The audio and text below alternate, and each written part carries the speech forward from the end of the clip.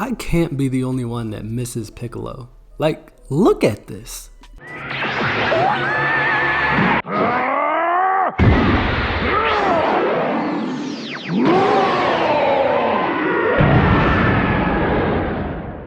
It is astonishing to me that a character like this was fumbled, but it actually happened. And to truly grasp the weight of this situation, we're gonna go back to the beginning.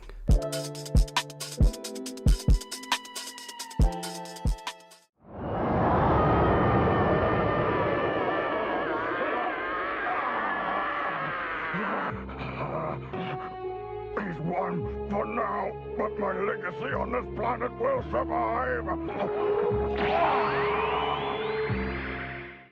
Piccolo was introduced in OG Dragon Ball as Piccolo Jr., son of the Demon King Piccolo. If you haven't watched this arc, it was a phenomenal one from Dragon Ball and is one of the best arcs in the franchise. Go watch OG Dragon Ball. That context is important because Piccolo was literally birthed asexually by King Piccolo as an egg for the sole purpose of killing Goku. Honestly, now that I think about it, Broly was out there screaming Kakarot for no reason, but Piccolo actually had a reason to. Thank God they didn't do that though, because we got one of the best characters in the franchise. I know I just raved about King Piccolo's arc, but Piccolo Jr. really did his thing in the show too. Now if we're comparing arc to arc, I prefer King Piccolo's arc, and even if you say character, to an extent I preferred King Piccolo's. He was heavily the inspiration for Perfect Cell in the future, but Piccolo Jr., he was more toned down. He was condensed in the tournament, and so it was, I would say, less deadly, less tension, less suspense. However, you really did just get to enjoy and kick back and relax a little more. Also, Piccolo Jr. just had more abilities. He had his eye beam. He would grow like 10 times the size. He would use his Mr. Fantastic stretch more. You got to see him fight Kami. You got to see him fight Krillin. You got to see him fight Goku. He did a lot in a short amount of time and really made some entertaining television. That being said, all you really need to know about Piccolo Jr. in OG Dragon Ball is that he had some really entertaining fights. He had a hate boner for Goku, and that's all the setup you really need to know for the start of Dragon Ball Z, which Dragon Ball Z is where he really gets his character development and his character depth and becomes one of the best characters in this franchise. Oh great, what else could go wrong today? I suppose you could make me angry, but I wouldn't advise it. At this point in time, start of Z, Piccolo still has this protected aura, and it's gonna stay with him for a little while, but let's explore it a little bit. Nobody takes him as a joke, other than the overconfident Raditz, but Piccolo pulled up on the scene, told Goku what the plan was, told him that they were gonna team up, kills Goku and Raditz, and then kidnaps Gohan with nobody putting up any fight or challenge to it. Krillin just watched his best friend's son be abducted and did absolutely nothing about it because he knew he couldn't. Nobody talks about it, but at this point in time, Piccolo was the strongest character on Earth. Yet he had the maturity in him to know he had to raise Gohan to be a fighter, to prepare for the future villains coming forth. Compare that to a Vegeta who lets his enemies power up and gives Earth the worst chance to defend against them. I'm not hating on Vegeta, I just had to point out the difference between Piccolo and Vegeta. A lot of people say that Vegeta replaced Piccolo, took that best friend spot. He was started off as a bad guy, he became a good guy. I've given a take and said that Vegeta more so replaced Krillin when it comes to Super Vegeta and OG Dragon Ball Krillin. But I see where people are coming from, obviously, with the Piccolo and Vegeta comparisons. Piccolo is just much more mature, much more calm, and I think that he has a greater sense of morality than Vegeta does. And those elements shouldn't be lost. Those elements should be celebrated and they should be highlighted because Piccolo is one of the most unique characters in Z. And when he gets to show it, it's great. And you can do a lot of things with Piccolo that you can't do with other people. such as all of the beautiful work that he did with Gohan while preparing him for the Saiyan Saga battle. Piccolo is the only one in Z with that mentor-mentee role that was just portrayed so well. You could argue that that same thing happened in the Buu Saga when it was Piccolo, Goten, and Trunks, but it was more so just teaching them one move, and that's why I don't like to say that they had that. This was teaching Gohan to be a man. This was teaching Gohan confidence. This was giving him power. This was building him up from nothing. That's really what a mentor is all about. And as much as Gohan learned from Piccolo's training and being left out in the wilderness, Piccolo learned to have a heart. It warmed him. This is when he became a good being. Prior to this, he hadn't been. Like, you have to understand, Piccolo was genuinely evil when Raditz came along, and he just put that to the side to accomplish a mission. And then he had to put that pride to the side again to accomplish another mission. But in the process of that year with Gohan, he learned to have compassion for the kid. He gave him clothes, he looked out for him, and he wanted him to survive when it came time to actually face the Saiyans, which is why he ended up giving his life for the son of his greatest enemy. Bunch of growth here, and it was one of the best things about the Saiyan Saga. But listen, if I think for 1 second you're up to something, I'll drive you right back out. How kind. And here I am, passing on the greatest gift a Namekian can give. Just be sure that Frieza pays. Yeah, well, that is what I had in mind. Now, the Namek Saga wasn't bad for Piccolo, but it wasn't as good as it could have been for him.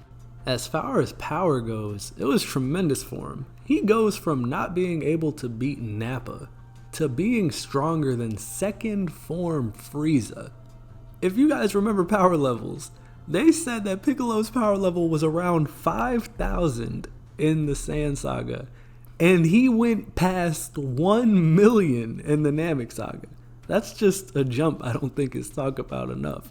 But aside from power, all of those emotions and that strong character building that we saw with him and Gohan in the Saiyan Saga, and even throughout his death in that fight, they kind of push those to the side here. We just see him as a powerful character with some history with the crew that can be used to have some cool dialogue here and there and some cool fighting moments. However, this is his first time touching down on his home planet. We have a quick moment of him taking that in, but it really could have been explored more. And I feel like he should have had so much more hate for Frieza, or at the very least, if not hate, some other strong emotion. Piccolo's feelings towards Frieza should have been much more personal. Piccolo seemed to have the same amount of hatred for Frieza as he had for any other villain, and Frieza went to Piccolo's home planet and killed everybody there. That should inspire some hatred. Yes, I know he didn't grow up there, but this is still his home, this is still his roots. Imagine you go to your hometown, the place that you were born for the first time. You get to talk with one of the natives there who look just like you as they're dying on the floor talking about their slaughtered family and planet. You're telling me that there's no emotion that boils up inside of you when you find the person responsible for all that? Piccolo should have had so much more rage for him. It's funny that Goku realized his story about connecting with his heritage on Piccolo's planet, but they didn't dive into that for Piccolo at all. I shouldn't say at all, because they touched a little bit on the pride side, but there definitely should have been more disdain for Frieza, more hatred for Frieza, rather than just this brash overconfidence that Piccolo had after he fused with Nail. All in all though, I like that there was still a point in this saga where he surpassed both Vegeta and Goku, that he still had his cool lines, that he still had his aura, and that he had an impact on the story as a whole, protecting Goku while he was forming that spirit bomb, being there throughout the fight to save Gohan, Krillin, and Vegeta. Piccolo was a big part here, and I'm happy for that. His role only goes down from here though. So you finally come to your senses, eh? Whatever is down there, it must really be something else. Let's get on with it. There have been far too many victims already. Piccolo gets his last power boost of Dragon Ball Z in this saga, and I would actually say they did it correctly. Piccolo going up to Kami, them having that one-on-one conversation, there being an aura around it and other Z fighters talking about it, not to mention it was a last resort. Goku was out with the heart virus, Vegeta was just defeated by Android 18, as were the rest of the Z fighters, convincingly. Desperation, high stakes, everything was there. Unfortunately, I don't think that its fighting potential was used to the best that it could have been. I really enjoyed the fight that he had with Android 17, but Android 17 was essentially the smallest, weakest factor there. He is, of course, the less popular android between Android 18 and 17.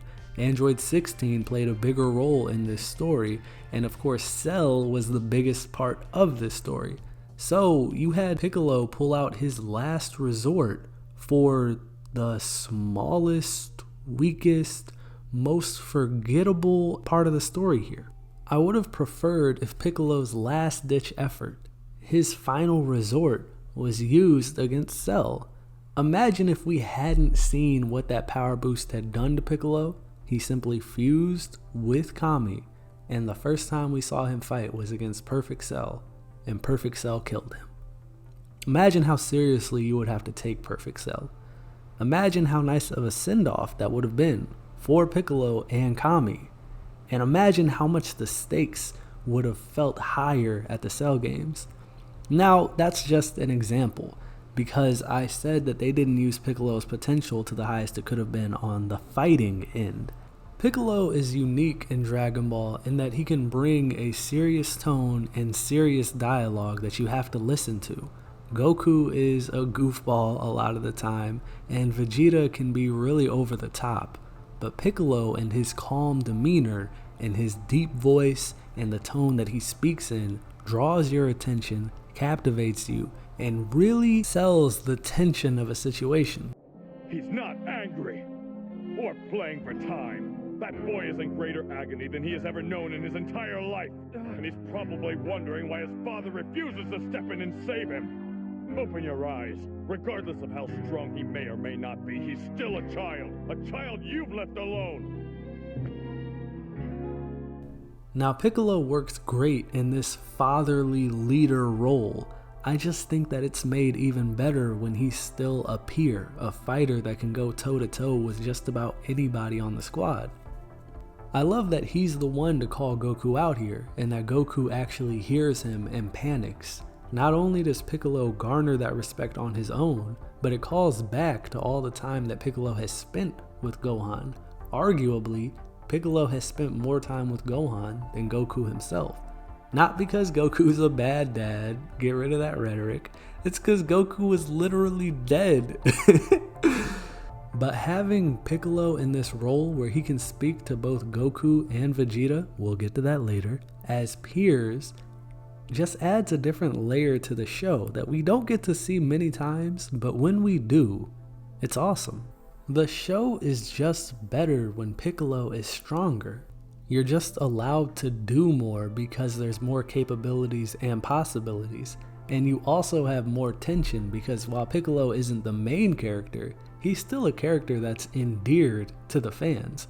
As a matter of fact, in most Dragon Ball Z polls for the most popular character, Piccolo is usually rated in the top 3 to 5.